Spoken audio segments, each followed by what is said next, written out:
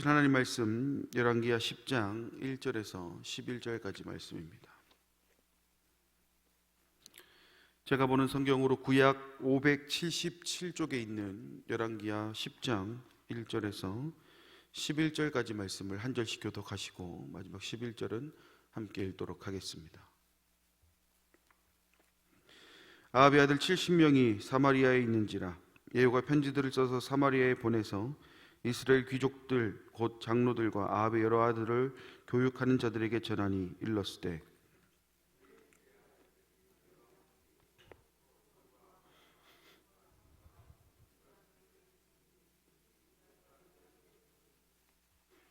너희 주의 아들들 중에서 가장 어질고 정직한 자를 택하여 그의 아버지의 왕자에 두고 너희 주의 집을 위하여 싸우라 하였더라.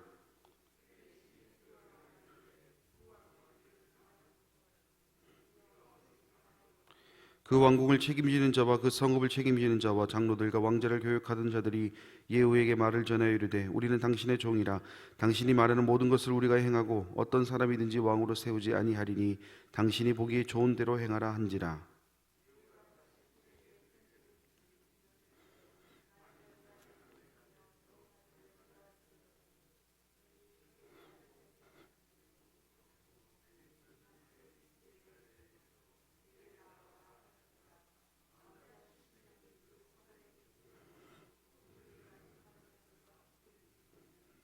편지가 그들에게 이르매 그들이 왕자 70명을 붙잡아 죽이고 그들의 머리를 광주리에 담아 이스라엘 예후에게로 보내니라.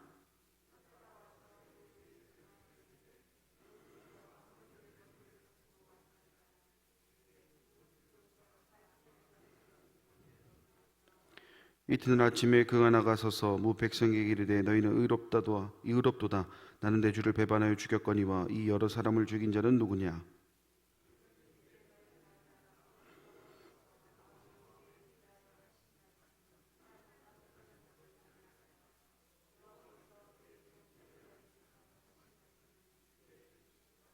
같이 읽겠습니다.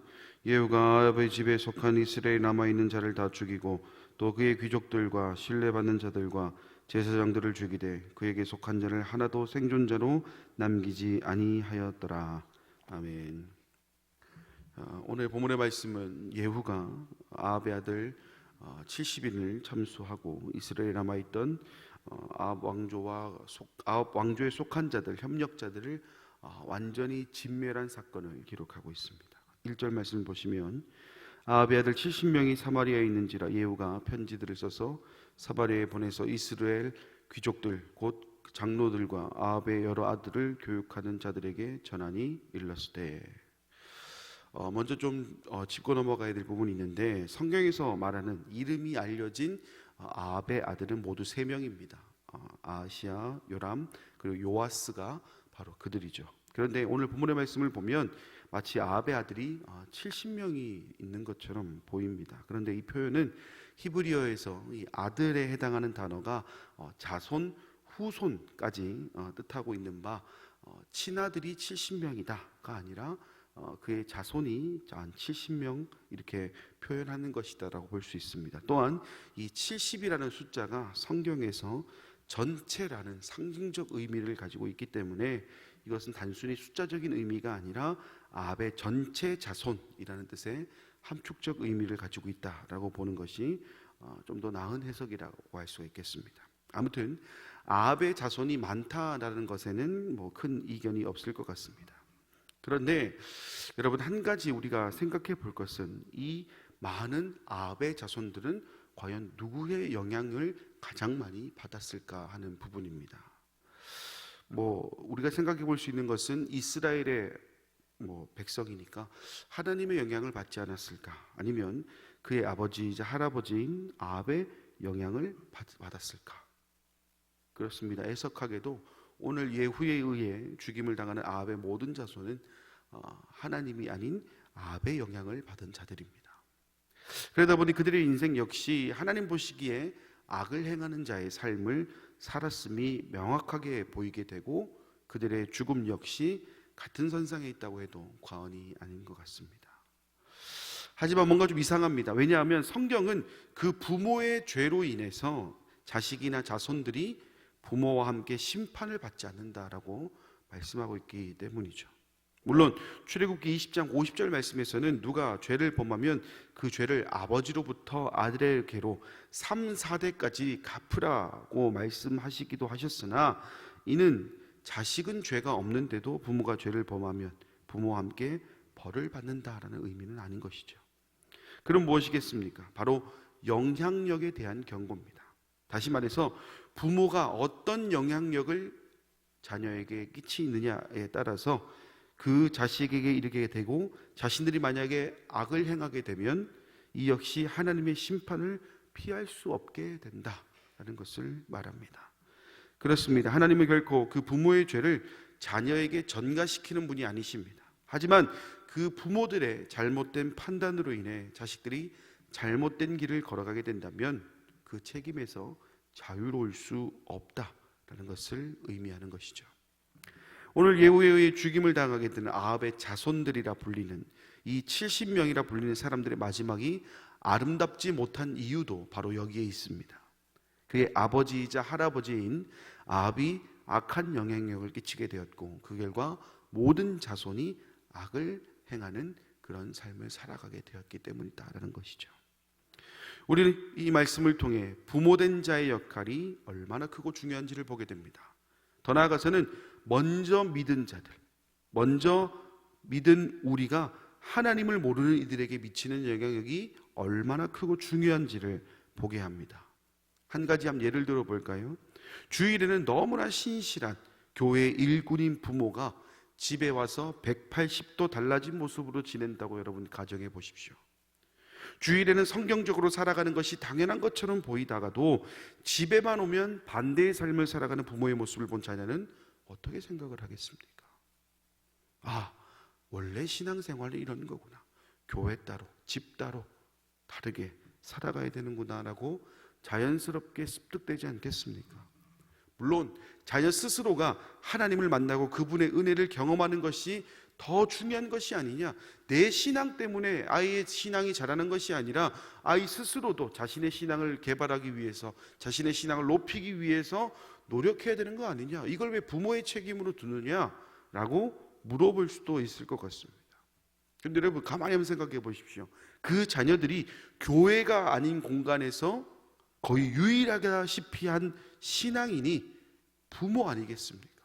그런데 그 부모의 영향이 아이에게 미치지 않는다? 여러분 상상이 되십니까? 자녀를 위해서 늘 기도합니다. 그들의 올바른 신앙의 성장과 확립, 무엇보다도 하나님을 인격적으로 만나길 원하는 기도의 제목들을 올려드립니다. 그럼에도 아이들의 모습이 바뀌지 않을 때가 있습니다. 물론 정도의 차이가 있을 수는 있겠지만 결국 그 아이가 어떤 영향력을 받느냐에 따라서 달라지기 때문에 기도의 깊이와 기도의 양과는 전혀 상관이 없다는 것이죠. 그리고 이게 어디 가정에만 국한되는 것일까요? 사회생활할 때도 마찬가지입니다. 어쩌면 내가 직장에서 만나는 나의 이웃, 동네에서 만나는 나의 이웃에게 유일한 그리스도인일 수도 있습니다. 그렇지 않겠습니까? 그럼 판단하게 됩니다. 어떻게 해요? 나의 모습을 통해 판단하게 됩니다. 내가 속해 있는 무리 가운데 내가 유일한 그리스도인이라면 그 사람들은요, 나의 모습을 통해 그리스도인이 어떤 모습인지를, 어떤 삶을 살아가는지를 판단하게 된다는 것이죠. 우리가 입으로 아무리 여호와의 선하심과 인자하심을 노래하듯 불러도 결국 그 은혜를 경험한 이후의 삶이 어떤지를 보고 판단할 수밖에 없다는 것이죠. 이것이 바로 영향력이라는 겁니다. 예를 들어 우리가 너무 귀한 보물을 가지고 있다 가정해 보십시오. 그러면 우리는 가장 먼저 하는 것이 뭐냐면 그 보물을 혹여나 잃어버리지는 않을까 노심초사합니다. 심지어 밤에 자는 것도 불안해질 정도로 지키기 위해 노력할 겁니다. 그럼 그 모습을 본 사람들은 귀한 보물을 가져보지 않아도 어떤 생각이 들겠습니까? 아, 원래 보물은 이렇게 보관하는 거구나. 아, 이렇게 지키지 않으면 지킬 수 없는 것이구나 라고 여러분 생각하지 않겠습니까? 다시 본문으로 돌아와 보겠습니다. 오늘 본문에 등장하는 아합의 아들 70명에게 가장 큰 영향을 준 것은 다름 아닌 아합이었습니다. 그리고 그는 끝까지 하나님의 길이 아닌 자신의 길을 걸었습니다. 아합의 길을 걸었던 것이죠. 그러니 그의 자손들이 어떤 길을 걸었겠습니까? 영향력을 받았습니까? 안 받았습니까? 받았다라는 것이죠. 아합의 길을 걸었습니다. 그리고 그 결과는 아합과 마찬가지로 비참한 최후를 맞이할 수밖에 없었다라는 것입니다. 사랑하는 여러분, 오늘 여러분의 자녀에게, 여러분의 이웃에게 과연 참된 신앙인의 모습을 보여주고 계십니까? 오늘 여러분은 여러분 주변에 있는 모든 자들에게 참된 신앙인의 모습, 아니 참된 신앙인들만이 누릴 수 있는 그 은혜와 축복을 보여주고 계십니까? 아마 이 질문에 그렇다라고 고개를 끄덕이시는 분들도 계시겠지만 고개가 절로 숙여지는 분들도 계실 것 같습니다. 전도하는 것 물론 어렵습니다. 자녀가 올바른 신앙의 길을 걸어가는 것 이 역시도 어렵습니다. 하지만 정작 어려운 것은 전도하는 것, 신앙의 길을 걸어가는 것이 어려운 것이 아니라 우리가 하나님의 길을 제대로 걸어가는 것이 더 어렵다라는 겁니다. 세상의 사람들이나 우리나 같은 성정을 가진 사람들입니다. 얼마든지 하나님의 사람이 될 수도 있지만 얼마든지 세상의 사람도 될 수 있다라는 것이죠. 그렇기 때문에 우리는 너무나 쉽게 우리의 신앙을 잊어버리거나 잃어버릴 때가 많습니다.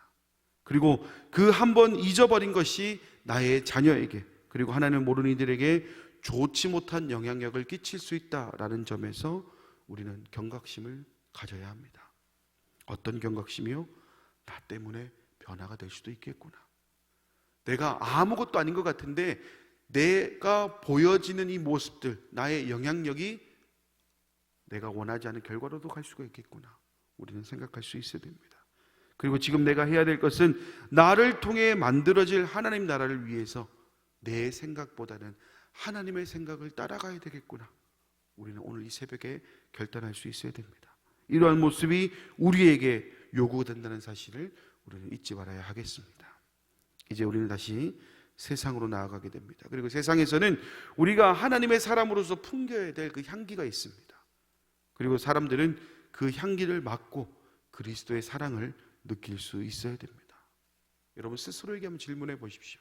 나는 지금 그리스도의 향기를 내는 사람인가? 아니면 사람의 향기를 내는 사람인가? 아니면 그리스도의 향기를 내는 줄 알았는데 정작 내 몸에는 아무런 향기가 나지 않는 그런 사람은 아닌가? 우리는 한번 되돌아볼 수 있어야 되겠습니다. 만약 그리스도의 향기를 내는 사람이라면 그 향기를 잃지 않도록 노력하는 삶을 살아야 될 것이며, 만약 사람의 향기를 내는 사람의 인생을 살아가고 있다면 다시금 그 주님에게 받은 은혜를, 은혜 받은 자들만이 누릴 수 있는 그 모습을 회복할 수 있도록 우리는 부단히 노력해야 될 때가 바로 지금입니다. 내가 무슨 대단한 사람도 아닌데 설마 그런 일이 일어나겠어 하는 아니란 생각으로 인해서 가장 중요한 것을 잃어버리지 않도록, 잃어버리기 전에 우리는 우리의 모습을 점검해야 될 줄 믿습니다. 하나님께서는 오늘도 여러분을 통해 변화될 이 세상을 기대하고 계십니다. 그리고 여러분을 통해 변화될 여러분의 자녀들을 기대하고 계십니다. 그리고 여러분을 통해 변화될 여러분의 이웃들을 기대하고 계십니다. 판단은 여러분의 몫입니다. 분명한 것은 우리 성도 한 사람 한 사람의 성숙한 신앙이 나의 자녀와 나의 이웃을 살리는 것은 물론이거니와 이 가자동이, 이 대한민국이 하나님의 사람으로 가득 차게 되는 그 원동력이 된다는 점에서 우리가 다른 것을 선택할 이유는 어디에도 없는 줄 믿습니다. 여러분이 하나님의 편지가 되시길 바랍니다. 하나님의 향기가 되시길 바랍니다. 오늘 이 하루도 이 믿음으로, 이 다짐으로 살아가는 귀하고 복된 시간 될 수 있기를 간절히 소망합니다. 기도하겠습니다. 자비로우신 아버지 하나님, 은혜와 사랑을 감사드립니다. 오늘 말씀을 통해 한 사람의 그 영향력이 얼마나 큰지를 봅니다. 우리는 살아가다 보면 결과에 집중할 때가 많습니다. 그러나 그 결과에 집중하기 이전에 이 결과가 나타나게 될 이유가 무엇인지는 우리가 반드시 짚고 넘어가야 됩니다. 혹여나 나의 자녀가, 나의 이웃이 내가 생각했던 것만큼의 신앙적 성장을 이루지 못하고 있다면 혹여나 나에게 문제가 없는지, 내가 어떤 영향력을 끼치고 있는지 되돌아볼 수 있도록 먼저는 주님 영안을 열어주시고 삶의 평안을 허락하여 주시길 원합니다.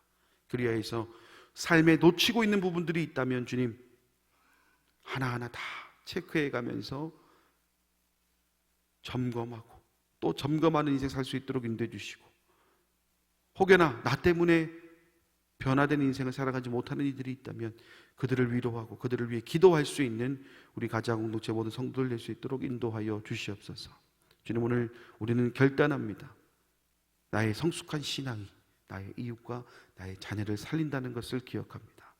이 믿음 흔들리지 않고 오늘 하루 살아갈 수 있는 우리 모든 가장 공동체 성도들 될 수 있도록 인도하여 주시옵소서. 모든 말씀 예수님의 이름으로 기도드립니다.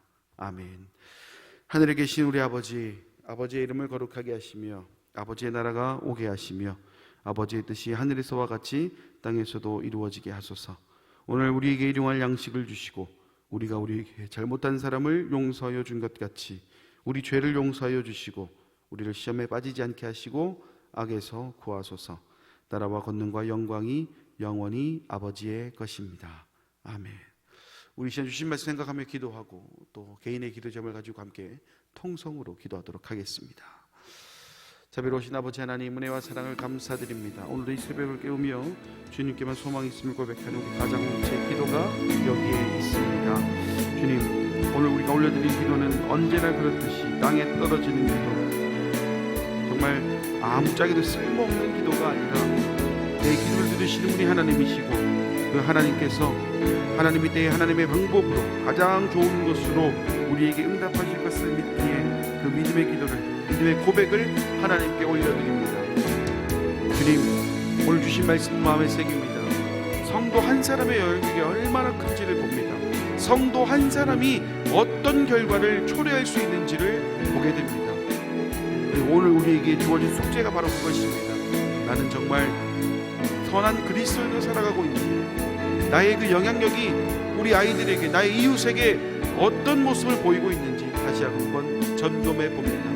혹여나 주님 기대에 미치지 못했다면, 하나님의 기대에 미치지 못했다면 주님, 오늘 이 시간 결단함을 통해 우리의 삶에서 나의 자녀들에게, 나의 이웃에게, 나의 주변의 모든 사람들에게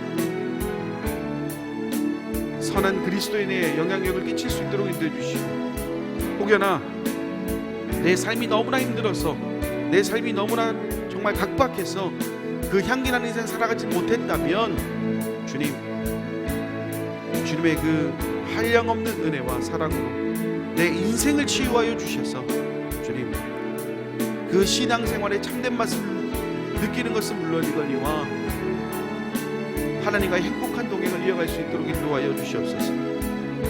이제 더 깊은 기도의 자리로 나아갑니다.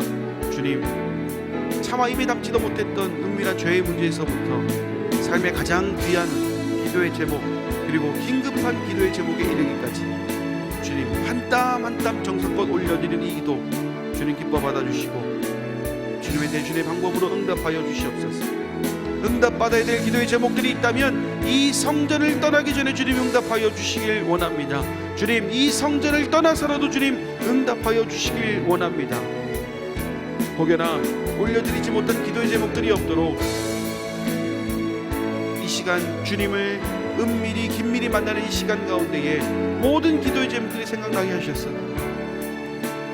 주님께 다 올려드리고 돌아가는 이 새벽 될 수 있도록 인도하여 주시옵소서.